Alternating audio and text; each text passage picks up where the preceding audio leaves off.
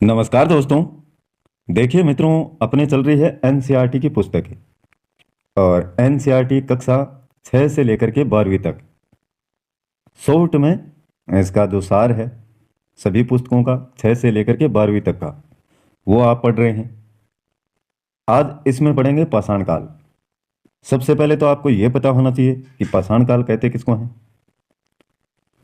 लगभग 2.5 million 2.5 million वर्ष पूर्व से लेकर के 4,000 ईसा पूर्व तक का जो समय है वो आपका पाषाण काल के अंतर्गत आता है।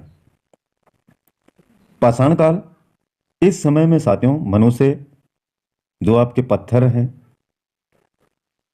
हड्डियां हैं और पशुओं के सींग हैं, मिट्टी के जो औजार हैं, ये सारे पत्थर से बने औजार, सींग से बने, हड्डियों से बने, इन औजारों का इस्तेमाल इस काल में करता था। तो ये मुख्य विशेषताएं हैं।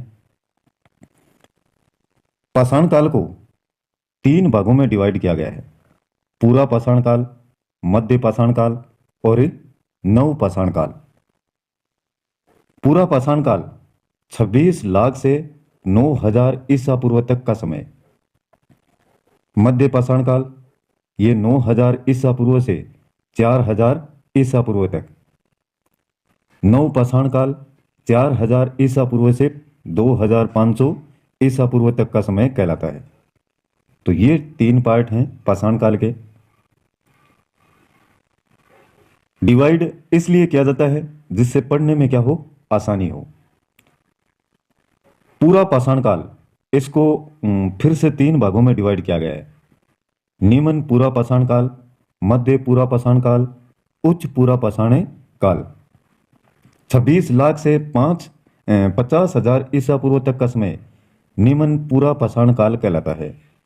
50,000 ईसा पूर्व से 40,000 ईसा पूर्व तक का समय मध्य पूरा पाषाण काल, और 40,000 ईसा पूर्व से 9,000 ईसा पूर्व तक का समय उच्च पूरा पाषाण काल कहलाता है। पाषाण युगीन अनुसंधान आरंभ करने का जो श्रेय है वो दिया जाता है रॉबर्ट ब्रूस फुट को। ये याद रखें नाम। मानव इतिहास का प्रारंभिक काल पूरा पाषाण काल कहलाता है। मानव इतिहास का प्रारंभिक काल पूरा पाषाण काल इसको कहते हैं। प्राचीन भारत के औजार और अस्त्र शस्त्र बनाने के लिए निवासी किस पदार्थ का प्रयोग करते थे? पत्थर का। प्राचीन भारतीय भौगोलिक मान्यता के अनुसार भारतवर्ष किस द्वीप का खंड था? जम्बू द्वीप का। सर्वप्रथम मानव सदृश प्राणी जो होमोसेपियंस से प्रजातीय रूप से भिन्न था, उसे सामान्यतः किस रूप में जाना जाता? पिथेकेंथ्रोप्स के रूप में। पिथेकेंथ्रोप्स, मानव के समान जो प्राणी जिसको होमोसेपियंस से प्रजातीय रूप से थोड़ा सा क्या था, भिन्न, उसे सामान्यतः पिथेकेंथ्रोपस के रूप में जाना गया। भारत में मानव के सर्वप्रथम साक्ष्य हथनोरा नर्मदा घाटी से प्राप्त हुए। हथनोरा नर्मदा घाटी से मानव के सर्वप्रथम साक्ष्य भारत में।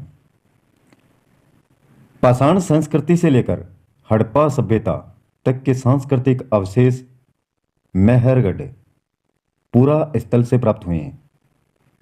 प्रत्येक पॉइंट इंपॉर्टेंट है और उसी को उठाया गया है। जूते हुए खेत का साक्ष्य कालीबंगा पुरातात्विक स्थल से प्राप्त हुआ है। अब आगे देखिए इसमें थोड़ा सा। बृहद पाषाण स्मारकों की पहचान किस रूप में की गई? बृहद पाषाण, ये मृतकों को दफनाने का जो स्थान है उसके रूप में पहचान की गई। प्राचीनतम जो स्थायी जीवन के प्रमाण है वो भी मेहरगढ़ से प्राप्त हुए। मनुष्य ने सर्वप्रथम तांबा धातु का प्रयोग किया। प्रस्तर युग के लोगों के पास प्रथम घरेलू पशु कुत्ता था। यानी इसी युग में जो पत्थरों का युग भी इसको कह सकते हैं, या पाषाण काल है। इसमें जो प्रथम घरेलू पशु था वो था कुत्ता। उत्खनित प्रमाणों के अनुसार पशुपालन का प्रारंभ मध्य पाषाण काल में माना जाता है। उत्खनित यानी जिनको खोद करके निकाला गया।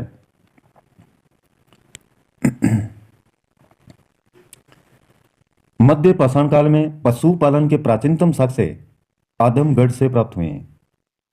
मानव द्वारा खाद्यान्नों की कृषि नव पाषाण काल से प्रारंभ मानी गई है, और मानव द्वारा प्रयोग में लाया जाने वाला प्रथम अनाज जो था, ये कई बार क्वेश्चन आया हुआ है, मानव द्वारा प्रयोग में लाया जाने वाला प्रथम अनाज कौन सा था? जो। चाकोलिथिक युग को ताम्र पाषाण युग के नाम से भी जाना जाता है। चाकोलिथिक युग, कॉपर एज। और देखिए इसमें ताम्र पाषाण कालीन जो स्थल हैं, स्थलों के नाम, राज्य कौन सा है और कौन कौन से उनसे साक्ष्य प्राप्त हुए हैं। ताम्र पाषाण कालीन स्थल जिनमें तांबा प्राप्त हुआ, एक है इनाम गांव, ये पड़ता है आपका महाराष्ट्र में। कच्ची मिट्टी के मकान व गोलाकार गड्ढों वाले मकान के साक्ष्य मिले हैं इसमें। दाइमाबाद में, ये दाइमाबाद जो स्थल है महाराष्ट्र में पड़ता है। सारे के सारे देखे लगभग महाराष्ट्र में है। एक ताम्रवती राजस्थान में है। दाइमाबाद कलश समाधान तथा कलश को घरों के फर्श के नीचे रखने का प्रमाण दाइमाबाद में मिला है, और ये सबसे बड़ा ताम्र पाषाणी के स्थल है। एक है नवदा टोली, ये भी महाराष्ट्र का है। इसका उत्खनन SD सांकलिया द्वारा चित्रित काले मर्द भांड के प्रमाण मिले हैं, यानी मटके मिट्टी से बने हुए मर्द भांड उनको बोलते हैं। नेवासा, ये भी महाराष्ट्र का है। पटसन का प्रथम साक्ष्य और लाल तल पर काली डिजाइन वाले चाक निर्मित बर्तनों के प्रमाण इसमें मिले हैं नेवासा में। ताम्रवती, यह राजस्थान का स्थल है। यहां से प्राप्त काले मर्द भांडे सफेद रेखिक चित्रों से सजे रहते हैं, यानी जो मटके पर प्राप्त हुए उन पर सफेद रेखाओं के रूप में चित्रण किया गया, चित्रों के द्वारा सजे हुए मिले हैं। नव पाषाण काल शब्द का सर्वप्रथम प्रयोग वर्ष 1865 में किया गया। किसके द्वारा किया गया? सर जॉन लुबाक ने किया था। सर जॉन लुबाक ने नव पाषाण काल शब्द का प्रयोग 1865 में हुआ और किया सर जॉन लुबाक ने। भारतीय पुरातत्व सर्वेक्षण के प्रथम महानिदेशक जॉन मार्शल थे। भारतीय पुरातत्व का जनक है, वो कहते हैं अलेक्जेंडर कनिंघम को।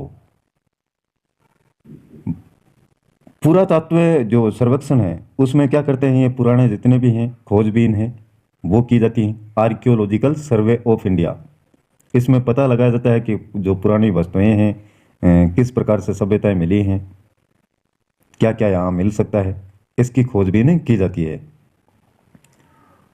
तो इसके महानिदेशक तो हैं जॉन मार्शल, और पुरातत्व का जनक है भारतीय का अलेक्जेंडर कनिंघम। ध्यान में रखें।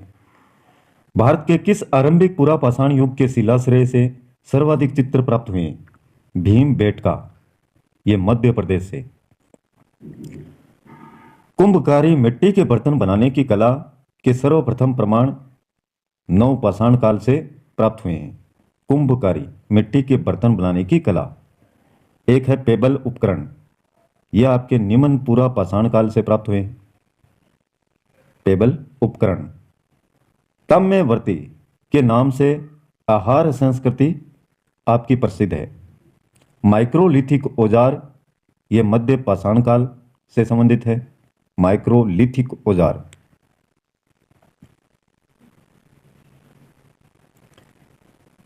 बेलन घाटी से प्राप्त औजार निम्न पूरा पाषाण काल से प्राप्त है या संबंधित हैं। मानव की आखेटक और खाद्य संग्राहक की अवस्था पूरा पाषाण काल से जुड़ी हुई है। मानव की आखेटक, हंटर और फूड गेदर। ताम्र पाषाणकालिक संस्कृति में महाराष्ट्र के लोग मृतकों को घर के फर्श के नीचे उत्तर दक्षिण दिशा में रखकर दफनाते थे। मृतकों को घर के फर्श के नीचे, ताम्र पाषाणकालीन जो संस्कृति है।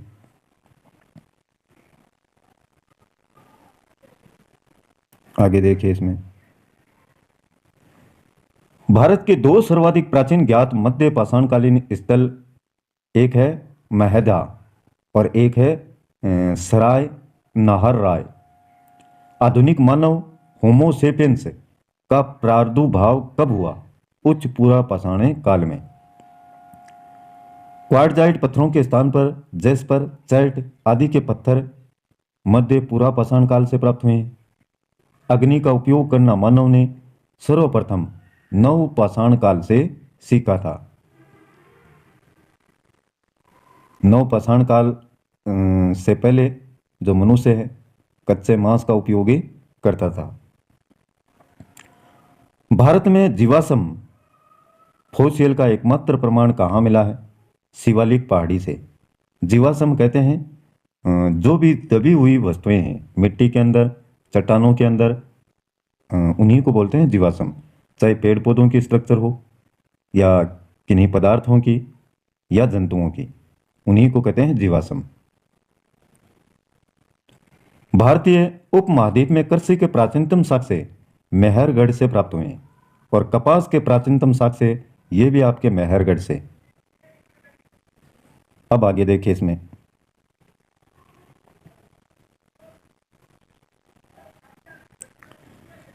हड्डियों से जो निर्मित उपकरण है वो सराय नाहर राय भारतीय पुरातात्विक स्थल से प्राप्त हुए हैं। गैरिक मृदभांड पात्र हस्तिनापुर में इनका नामकरण हुआ था। गैरिक मृदभांड पात्र का नामकरण कहां से हुआ? हस्तिनापुर से।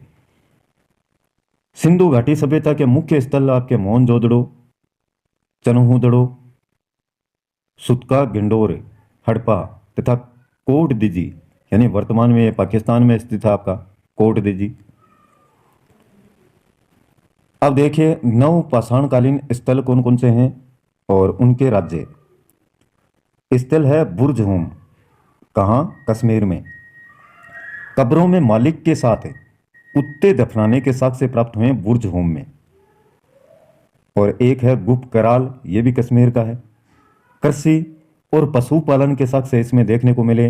हड्डी निर्मित औजार, दूसर मृद भांडों का प्रयोग, सिलबट्टा व हड्डी से निर्मित हुई सुई के साक्ष्य प्राप्त हुए हैं इसमें। एक मेहरगढ़ है पाकिस्तान का। गेहूं की 3 व जौ की 2 किस्मों की खेती के प्रमाण इसमें मिले हैं। कच्ची ईंटों के आयताकार मकान और प्राचीनतम स्थायी जीवन के साक्ष्य मेहरगढ़ में। एक है महदा, महदहा, ये उत्तर प्रदेश का है। गोलाकार झोंपड़ियों के प्रमाण, धान के अलावा जौ की खेती व पशुबाड़ा के भी साक्ष्य इसमें मिले हैं। पशुबाड़ा, पशुओं को रखने का जो स्थान है। गोलाकार झोंपड़ियां, धान के अलावा जौ की खेती। कोल्टी हवा, यह भी उत्तर प्रदेश का है। नव पाषाणकालीन स्थल। धान की खेती के प्रमाण प्राप्त हुए हैं यहाँ पर भी। जो धान की खेती का भारत में ही नहीं बल्कि विश्व में सबसे प्राचीन साक्ष्य माना जाता है, कोल्डी हवा।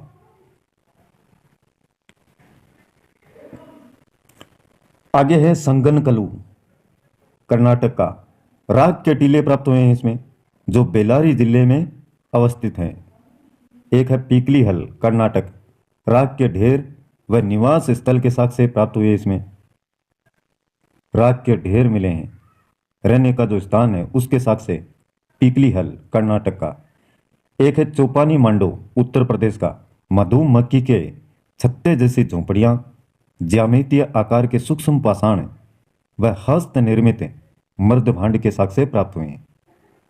ज्यामितीय आकार के सूक्ष्म पाषाण, छोटे पत्थर। सारुतारू, ये असम का है। गुवाहाटी के समीप उत्खनन से आदिम कुल्हाड़ियां, पुरानी और चित्रित मर्दभांड प्राप्त हुए हैं। वे बर्तन पात्र जिन पर चित्र उकेरे गए हैं, बनाए गए हैं। आगे देखिए इसमें, एक है आपका चिरांदे, ये भी बिहार का है। अड्डी के उपकरण यहाँ से मिले हैं जो प्राय हिरणों के सिंगों से निर्मित है। दाऊदली, यह असम का है। इसमें कृषि और ये पशुपालन के शक से प्राप्त हुए हैं। एक नवदा टोली नामक ताम्र पाषाणी स्थल का उत्खनन एस.डी. सांकलिया ने किया। नवदा टोली वर्तमान में कहाँ पर है? मध्य प्रदेश में। और यह आज तीसरा पार्ट है अपना। थोड़ा सा इसको बढ़ाया गया है आज, कल थोड़ा सा और बढ़ाएंगे। इसी प्रकार से 60 पेज हैं आपके, तो बहुत ही शीघ्रता के साथ में इसको समाप्त करेंगे। सारे के सारे इंपॉर्टेंट फैक्ट हैं, तो अच्छे से इनको पढ़ें। मैंने बहुत ही आराम से आपको एक एक चीज़ पढ़ करके बताई है। ध्यान में रखना होगा आपको, क्योंकि ये साक्ष्य हैं। जितने भी फैक्ट प्राप्त हुए हैं इनको अच्छे से आपको ध्यान में तो रखना पड़ेगा। आज का वीडियो पसंद आए तो लाइक कीजिएगा, अपने मित्रों के साथ में लगातार इनको शेयर करते जाएं। देखिए, जितना ज़्यादा विद्यार्थियों के द्वारा पढ़ा जाएगा, हमारी भी रुचि है वो उतनी ही ज़्यादा बढ़ेगी। तो अपने मित्रों के साथ में सहयोग की भावना आप बनाए रखें। आज के लिए बस इतना ही। कल फिर मिलते हैं एक नए वीडियो, नए टॉपिक और नई जानकारी के साथ में। तब तक के लिए जय हिंद, जय भारत।